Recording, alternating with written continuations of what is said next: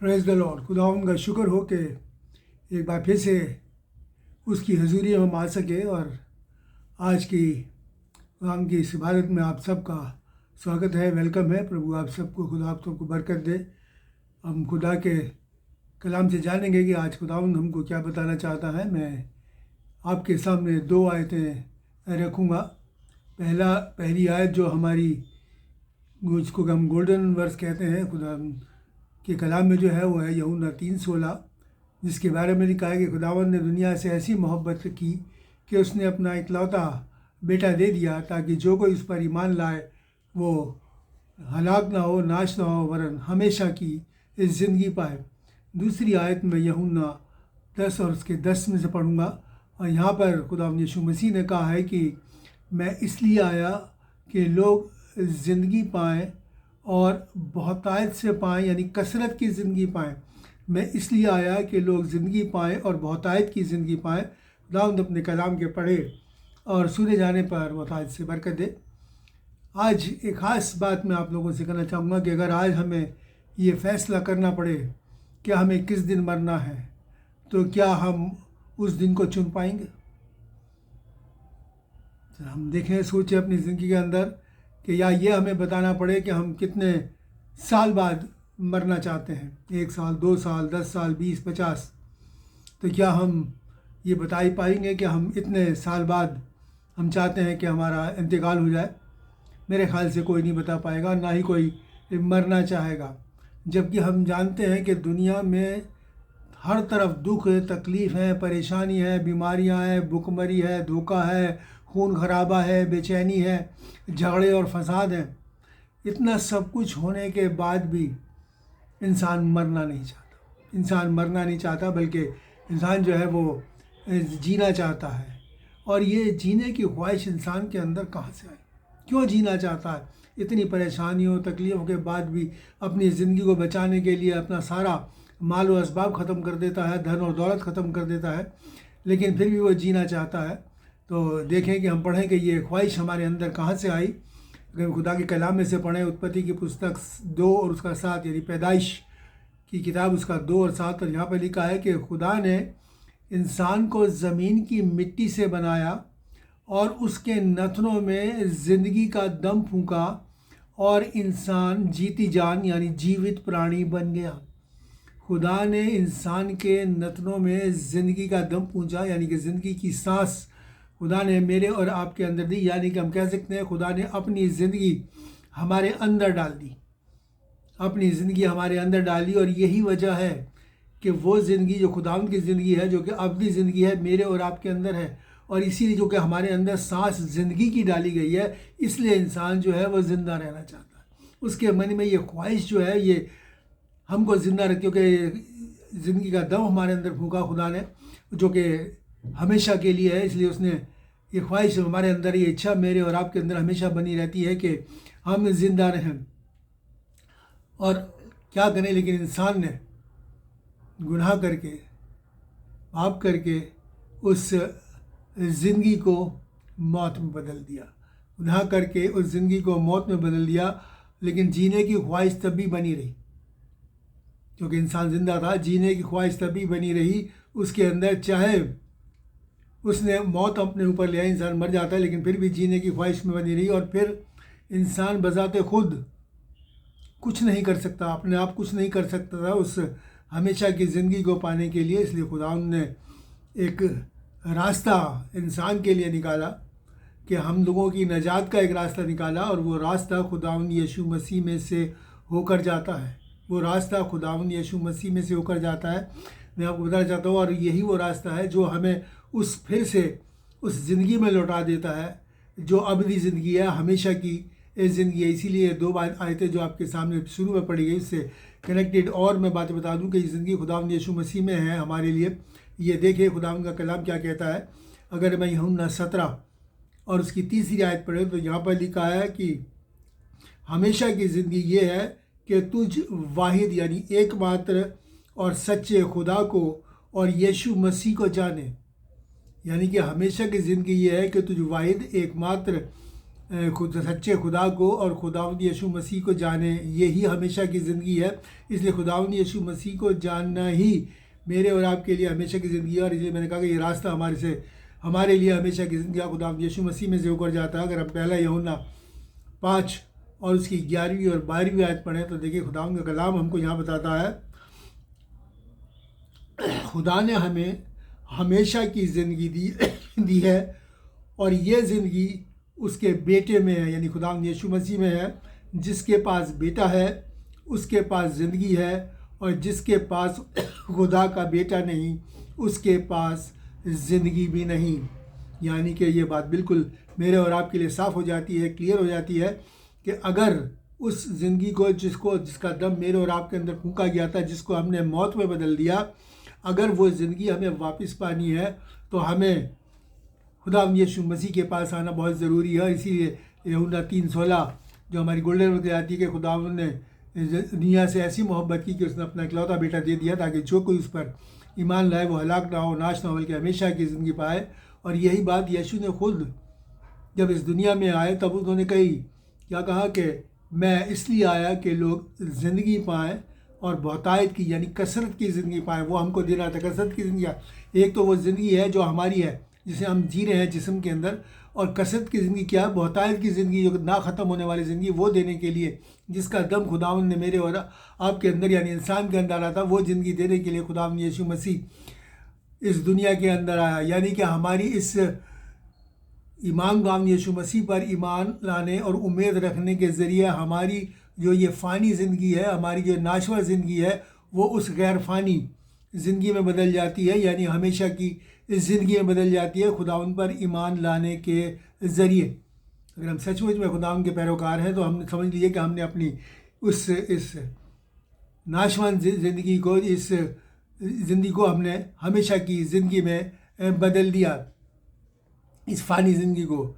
अगर मसीह पर हम ईमान नहीं लाते और हम क्या करते हैं, दुनियावी बातों में पड़, क्योंकि जो खुद मसीह पर ईमान नहीं रखता वो दुनियावी बातों में पड़ जाता है। और दुनियावी बातों में अगर पड़ जाते हैं और खुदावंद यीशु मसीह से अलग हो जाते हैं तो मौत का साया हम पर बना रहता है। मौत का साया हम पर बना रहता है। वो ज़िंदगी फिर हमारे लिए गैरफानी ज़िंदगी नहीं रहती। क्यों? क्योंकि दुनिया को अगर देखें, दुनिया में हर किस्म की बुराई, जैसे मैंने आपको बताया गया, पाई जाती है। और खुदावंद का कलाम बताता है कि अगर हम दुनिया से मोहब्बत रखेंगे तो खुदावंद से बैर रखेंगे, यानी दुश्मनी मोल लेते हैं अगर वो दुनिया से होते हैं। और देखिए क्या खुदावंद के कलाम में, अगर याकूब 4 और 4 पढ़े तो इसमें सफाई से लिखा है, मैं कलाम में से ही पढ़ के आपको बता दूँ। यह लिखा है कि दुनिया से दोस्ती रखना खुदावंद से दुश्मनी करना है। जो दुनिया का दोस्त बनना चाहता है वो अपने आप को खुदा का, प्रभु का दुश्मन बनाता है। यानी कि ज़रूरी है कि हमें इस दुनिया को जो कि गुनाह में लिप्त है उससे अलग हटके मेरे और आपको खुदावंद मसीह के पास आना है। और इसकी लिए मेरे और आपको अपने आप को उस नेकी के रास्ते पर डालना है जो खुदावंद यीशु मसीह से होकर जाता है।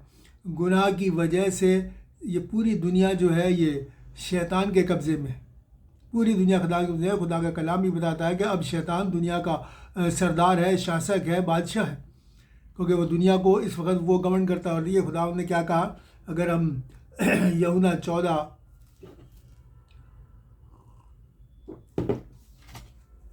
और उसकी 30वीं आयत, यूहन्ना 14 और उसकी 30 पढ़े तो मसीह ने लिखा है कि अब मैं तुमसे ज़्यादा बातें नहीं करूँगा, क्योंकि दुनिया का अधिकारी यानी बादशाह आता है और उसमें मेरा कुछ भी नहीं।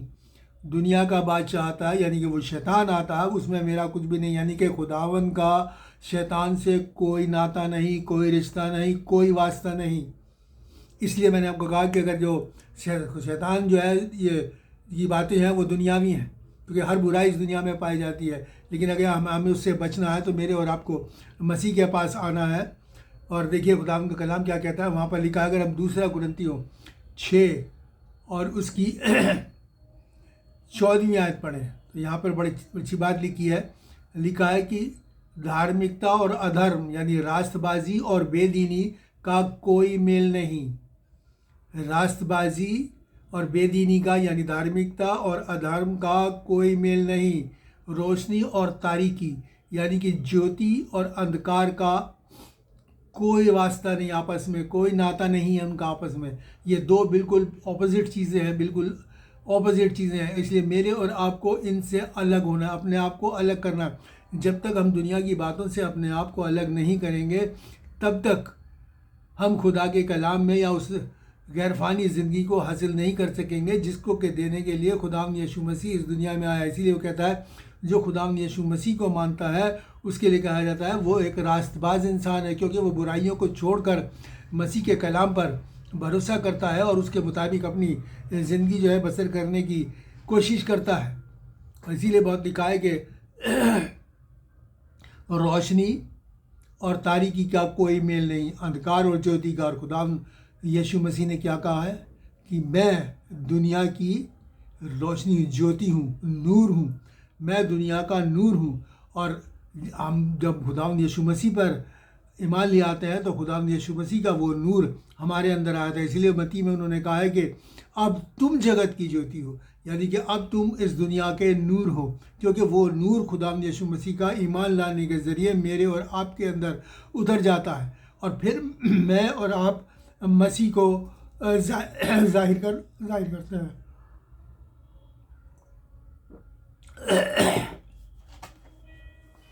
लेकिन जब हम खुदावंद के पास आते हैं तो शैतान क्या करता है, फ़र्क के तरह तरह के लालच देकर हमको अपनी तरफ करना चाहता है। हमें उस रास्तबाजी के रास्ते से हटाकर बेदीनी के रास्ते पर डालना चाहता है और हमारे लिए बहुत से आसान तरीके हमारे लिए लेके आता है। और फिर बहुत से लोग क्या करते हैं, वो सोचते हैं कि अगर आसानी से हमारी ज़रूरत पूरी हो रही है, हमारी कोई परेशानी वो दूर हो रही है, तो हम उसे क्यों ना अपना लें, चाहे रास्ता गलत ही क्यों ना हो। लेकिन मेरे प्यारे भाई बहनों, ये बहुत गलत है। खुदावंद के रास्ते से बिल्कुल ना हटे। हमें परेशानी है तो परेशानी झेलनी है। खुदावंद अपने आप मेरे और आपके लिए रास्ता निकालेगा। और देखिए खुदावंद का कलाम हम ये है कि हमें बिल्कुल भी शैतान के आजमाइश के अंदर नहीं आना, उसके लालचों में नहीं आना। क्योंकि जब भी इंसान कोई परेशानी में होता है तो सबसे पहले मदद करने के लिए कौन आता है? शैतान आता है। देखें अगर हम मत्ती और खुदावंद यीशु मसीह के पास भी शैतान सबसे पहले मदद करने के लिए आया, जबकि खुदावंद यीशु मसीह ने 40 दिन का रोज़ा रखा, उपवास रखा। और उसके बाद देखिए खुदावंद के कलाम में क्या लिखा। अगर हम खुदावंद का कलाम पढ़ें, अगर हम मत्ती 4 और उसकी 3 से 10 आयतें पढ़ें, मैं सारा नहीं पढ़ा लेकिन बीच बीच में से उन आजमाइशों के बारे में जिक्र करूँगा। जब खुदावंद 40 दिन का रोज़ा रख के बाहर आए, जंगल से बाहर आए, तो लिखा है कि वो बहुत भूखे थे। तो उसने क्या, शैतान फ़ौरन पहुंच गया उनके पास। क्या कह रहे कि तू तो खुदा का बेटा है, अगर तू इन पत्थरों से कह दे रोटी बन जा तो रोटी बन जाएंगे। लेकिन क्या था, वो शैतान का रास्ता था। लेकिन खुदावंद मसीह ने क्या कहा? खुदावंद मसीह ने कहा कि लिखा है कि इंसान केवल रोटी ही से नहीं मगर हर उस कलाम से जो खुदावंद के मुंह से निकलता है ज़िंदा रहेगा। यानी खुदा के कलाम मेरे और आपको ज़िंदा रखेगा। शैतान की बातों में आने की ज़रूरत नहीं है। वो बहुत आसान रास्ता था और वचन में खुदा का बेटा था। खुदा मसीह खुदा का बेटा था। वो चाहता तो हो जाता, लेकिन वो हमें शैतान का कहना नहीं मानना। ये हमें एक नसीहत यहाँ से इससे मिलती है। दूसरी बार दिखाया कि वो उसे कह दे कि रोटियाँ बन जाए। फिर वो लिखा है कि उसको क्या करा, उसने कहा कि उसे ऊँचे ले गया, ऊँचे स्वर्ग उसे उठा के, लिखा है वहाँ ले गया, अपने हाथ उठा लेंगे, ऐसा ना हो कि तेरे पाँव को पता है। वो मंदिर के कंगूरे पे ले गया उसे, और कंगूरे पे ले जाने के बाद क्या हुआ कि उसने कहा कि तू अपने आप को यहाँ से गिरा दे, क्योंकि लिखा है कि तू फरिश्ते तुझे अपने फरिश्तों को हुक्म देगा, वो तुझे हाथों हाथ उठा लेंगे, तुझे पत्थर से ठेस भी नहीं लगेगी। और वाकई में लिखा है, साम 91 में ये लिखा है। लेकिन खुदा ने क्या कहा, बड़ी अच्छी बात खुदावंद ने कहा कि खुदावंद ने भी कहा कि लिखा है कि तू खुदावंद अपने खुदावंद को मत आजमा, उसकी आजमाइश मत कर। लिखा है, कलाम में लिखा है। उसने भी कलाम का रास्ता अपनाया, जो कलाम हमें दिया गया था उसी का रास्ता पाया। फिर क्या हुआ, उसे ले गया ऊंचे पहाड़ पे और वहाँ ले जाके क्या कहा कि तू मुझको और तमाम दुनिया की बादशाह, तमाम मामूरी दिखाई, तमाम धन दौलत, शान और शौकत दिखाई, और कहा कि अगर तू मुझे गिर के सिजदा कर दे तो मैं ये सब कुछ तुझे दे दूँगा। एक बड़ा आसान रास्ता था। खुदा यीशु मसीह किस लिए आए थे? शैतान को जीतने और ये सब कुछ वापस हमको दिलाने के लिए आए थे, जो शैतान ने हमसे छीन लिया था। और ये बड़ा आसान देखने में तो लगता है बड़ा आसान रास्ता है, लेकिन अगर ये रास्ता अपना लिया जाता तो हमारी नजात का कोई रास्ता नहीं था। इसका मतलब ये कि खुदावन भी शैतान के आगे सिजदा कर देता खुदावन मसीह के, और हमारी नजात रास्ता ख़त्म हो जाता। लेकिन खुदावन ने क्या कहा? खुदावन ने भी कहा कि शैतान तू मेरे सामने से दूर हो, क्योंकि लिखा है कि तू खुदावन अपने खुदावन को ही सिजदा कर और उसी की इबादत कर।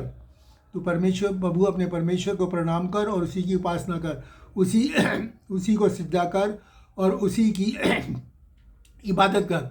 यह भी कलाम में लिखा है कि हमें केवल खुदावन के अलावा किसी और की इबादत नहीं करनी। और इसी कलाम के ज़रिए खुदावन मसीह ने शैतान को भगा दिया। और आज भी यही हालत है कि जैसे वे परेशानी में, दिक्कत में होते हैं, किसी बात में होता है, तो क्या होता है कि शैतान एकदम से पहुंच जाता है अपना रास्ता लेकर, ये बताने के लिए कि इस रास्ता ये इस पे चलो और ये फटाक से तुम्हारे लिए काम हो जाएगा। लेकिन मेरे और आपको ये देखना है कि क्या जो रास्ता शैतान हमको बता रहा है वो सही है कि नहीं, वो कलाम के मुताबिक है कि नहीं। क्योंकि कलाम में उसमें जैसे खुदावंद यीशु मसीह ने हर बात में क्या कहा, लिखा है तू ऐसा कर, लिखा है तू ऐसा कर, लिखा है तू ऐसा कर। जो बातें हमें चाहिए वो खुदावंद ने हमारे नजात के लिए, वो खुदावंद ने पहले ही लिख दी मेरे और आपके लिए।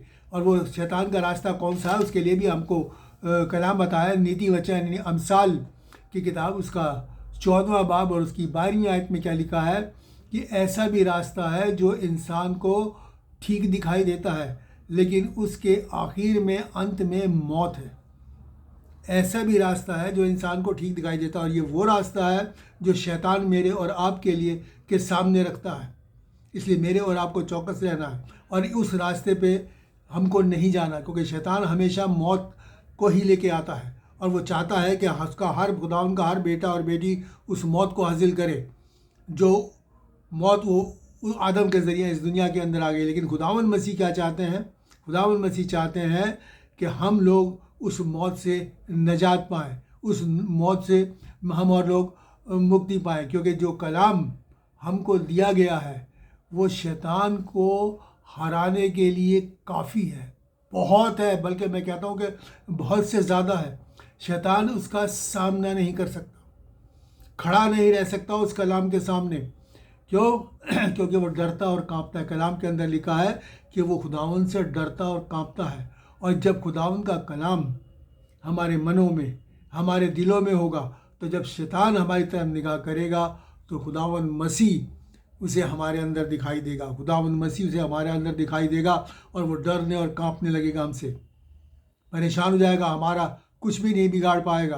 खुदावंद के लूका की इंजील में लिखा है कि तुम्हारा बाल भी बाका नहीं होने पाएगा। यानी शैतान हमारा कुछ भी नहीं बिगाड़ सकता।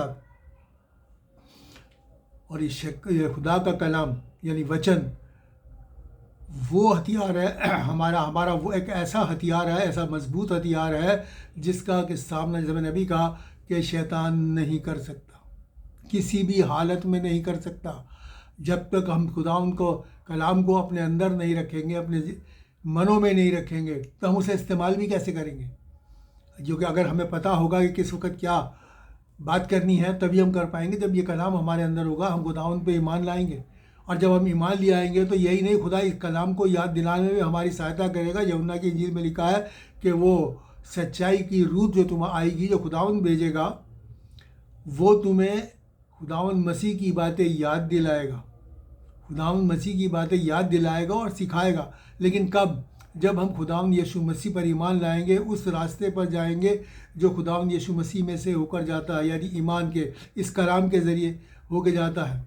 और अगर मेरे और आपको हमेशा की ज़िंदगी पानी है और हमारे अंदर ये ख्वाहिश कि हम हमेशा तक ज़िंदगी रहे, इस ख्वाहिश को बरकरार रखना है और उस मौत को हमेशा की ज़िंदगी में बदलना है, तो हमें मसीह ही के पास आना होगा। सिर्फ़ और सिर्फ और सिर्फ खुदावंद यीशु मसीह ही हमें उस हमेशा की ज़िंदगी को दे सकता है, क्योंकि वो खुदा का बेटा है और वो यही उद्देश्य को लेकर, इसी मोटो को लेकर वो इस दुनिया के अंदर आया था कि दुनिया जो है उस पर ईमान लाए और नजात पाए और हमेशा की ज़िंदगी पाए।